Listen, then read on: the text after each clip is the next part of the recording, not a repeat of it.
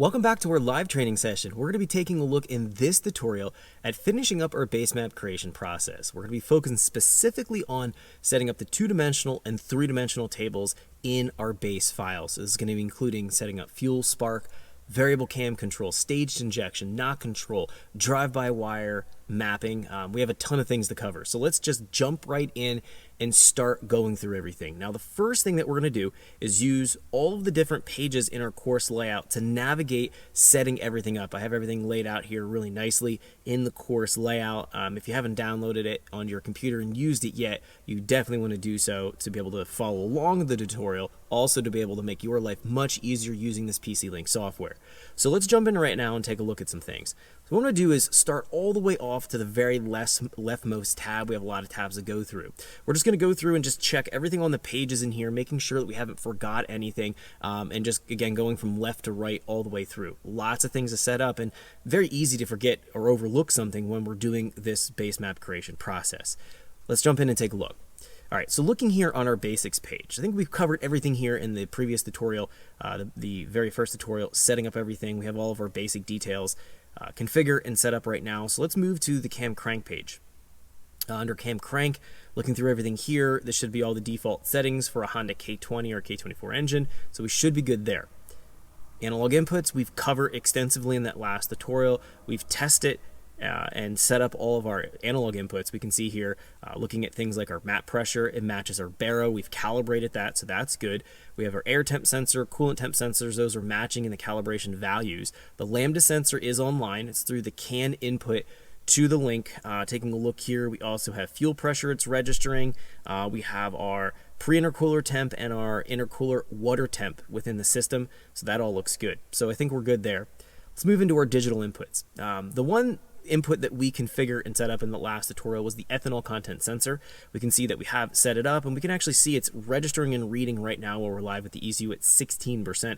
There's a little bit of ethanol blended into the petrol fuel. I had it, the tank was actually filled with ethanol. I burned all that out. I put a full tank of petrol in this. However, there is some cross blending. There's always some fuel that sits in the tank and you can't get it all out. So we do see that this content isn't something like 8 or 10%. That you'd find at the pump here. At least in my region, we usually have about 10% blended ethanol in our fuel outputs. We went over this, configured and tested everything. We know that the fuel pump works. We tried that. VTEC is on aux 14.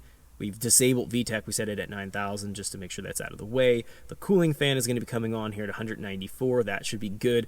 Reverse lockout is configured already in the base file. And then our intercooler water pump control is set up to turn on at about 120 kPa, or roughly about 2-3 pounds of boost. It'll kick on. So we definitely want that functional. We know that works. We tested it, so we're good there. Okay, the next thing here is going to be our CAN bus window. Now we have set up on our CAN network our AEM X series wideband. We did that in that last tutorial. We know it's online. We know it's registering and reading. We don't need to do anything with that any further, so nothing in here needs to be configured for the CAN bus setup. I'm not running a CAN keypad. I'm not running a PDM module. I don't have a dash that we have to configure or connect, so we don't need to do anything in this tab. The mixture is going to be used for the mixture map tuning. We're not doing that right now, so we don't need to worry about this tab. So that lands us here on our fuel tab. Now, this is something we definitely have to configure. We have our main fuel table, we have our target lambda table, and then we also have our injection timing that we want to go and configure so it's going to work for our engine. Now, a couple things with this. The fuel table, we can see that this is going to be set up based on MGP and on engine speed. Now, MGP is manifold gauge pressure. It's the difference between the map pressure and the baro pressure. It's actually a superior way to calibrate and tune, especially with the model fuel mode or even the traditional fuel mode. It allows you to compensate and factor in the baro or elevation changes to your fueling calculations in real time. So if you tune it at sea level, if you go up to, let's say, 5,000, 10,000 feet of elevation, your baro pressure will change, which means that it'll look up and recalculate your MGP or manifold gauge pressure differently, and then it'll source a different fuel cell value for its fueling calculations and essentially re-index and re-normalize your fueling so you don't have to have a separate baro compensation table. It's actually a really smart way to do things, and it's defaulted into a lot of the link base files. So we want to stick with that strategy of manifold gauge pressure. We do want to go in here and have a table that's representative of the engine that we're tuning, meaning we want to have it cover the engine RPM that we plan on spanning with our engine, as well as getting into higher manifold pressures here. So the way the MGP is going to work, the simplest way to look at this is that if you're at sea level, so your barrel pressure is approximately 100 kPa, 0 MGP would be the equivalent of 100 kPa in a traditional fuel table that's set up and scaled based on just map pressure. And then if we're at 100 MGP, that would be the equivalent of 200 kPa, or roughly 14.5 psi of boost. And then if we're seeing then 200 MGP, that's the equivalent of 300 kPa of map pressure, or approximately 28-30 pounds of boost. So it's pretty simple in terms of the scaling factor. We are turbocharged, we're going to be running boost, so we need to scale it past 0 MGP. So the easiest way to do this, to be able to populate a table and to get things going, is to just use something that I've provided in the course layout folder. I actually have sample files and sample tables that we can use. That's what I'm going to be doing a lot of in this tutorial, is just plug and chug from those files to build out our base map. So what I'm going to do here is just right click on the table, go to import export, and go to import from file. I'm going to go right to my desktop and jump in here to the G5 course packet, go into the calibrations folder, and then we can see down here, we should find VE fuel table.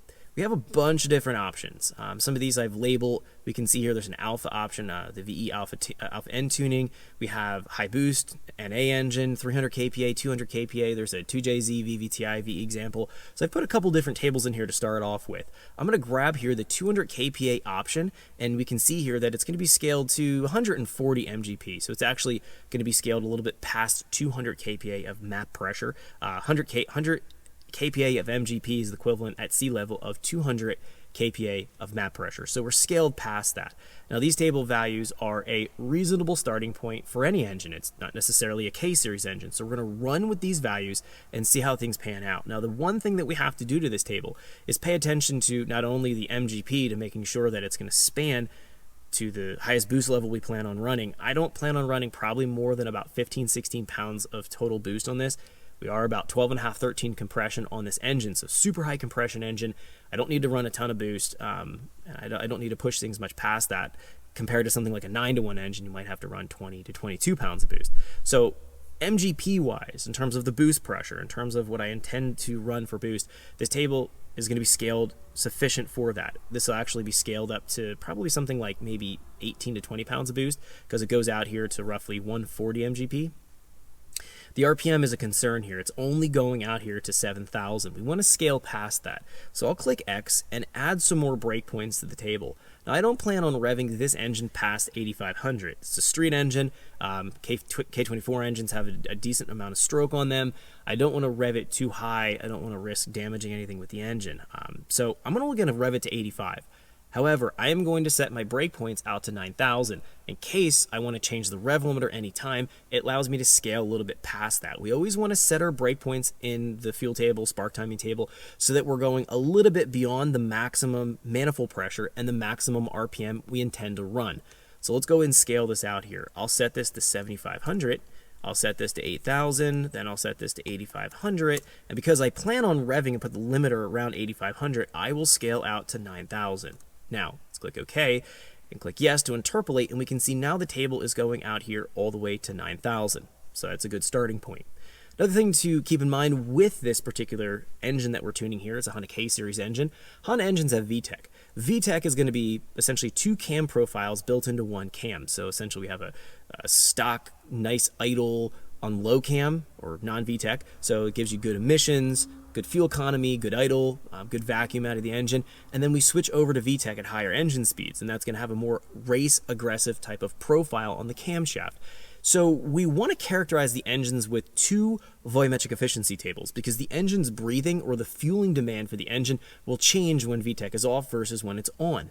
This table, fuel table 1, will be characterizing the low cam operation of our engine. Then we're going to set up a secondary fuel table. I'll show you how to do that towards the end of the tutorial here for when VTEC is actually engaged. All right, so just keep in mind this is going to be our low cam table. Now, if you have an engine that doesn't have VTEC, then you only have 1 table. You don't have to worry about populating and tuning 1 table. But K-series, B-series, D-series, H-series, C-series engines, J-series engines, they're all VTEC equipped. So we're going to have 2 tables to be able to characterize and tune them properly. So keep that in mind for Honda engines. Okay. Thanks for checking out our teaser clip. If you want to see the rest of this video and more than 500 hours of current EFI training we have to offer, make sure you click right here. If you want to go and check out more teaser clips from this training course, click here, and you don't want to miss any of the videos we're going to be releasing on this channel, so make sure you subscribe and click here. Thanks for watching, and I'll see you guys later.